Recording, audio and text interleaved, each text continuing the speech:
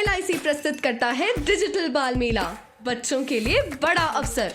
हिमाचल प्रदेश विधानसभा बाल सत्र 12 जून 2023।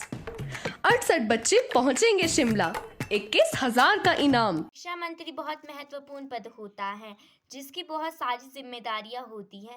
शिक्षा से संबंधित प्रमुख फैसले एवं गतिविधियों का आकलन करना शिक्षा मंत्री बखूबी निभाती है।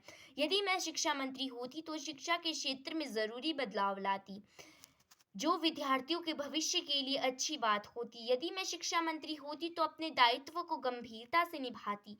यदि मैं शिक्षा मंत्री होती तो मेरे लिए यह गर्व की बात होती। यदि मैं शिक्षा मंत्री होती तो शिक्षा से संबंधित समस्याओं का जल्द से जल्द निवारण करती।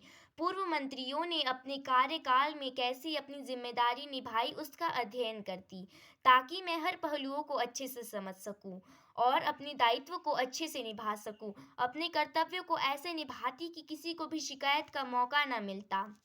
यदि मैं शिक्षा मंत्री होती तो आरंभ में ही शिक्षा को रटने की पद्धति नहीं बनाने देती बल्कि व्यवहारिक ज्ञान पर जोर देती।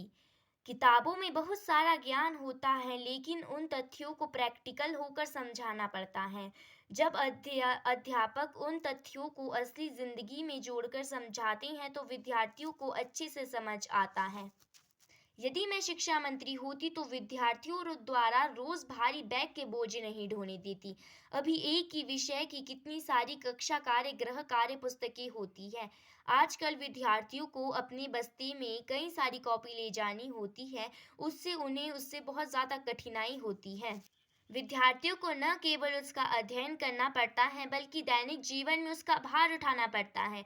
उससे इस बोझ को कम करने के लिए जिम्मेदारी शिक्षा मंत्री की होती है।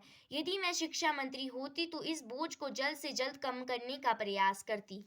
अंत में मैं बस यही कहना चाहती हूँ कि शिक्षा मंत्री होना किसी सभी व्यक्तियों के लिए गर्व की बात होती है।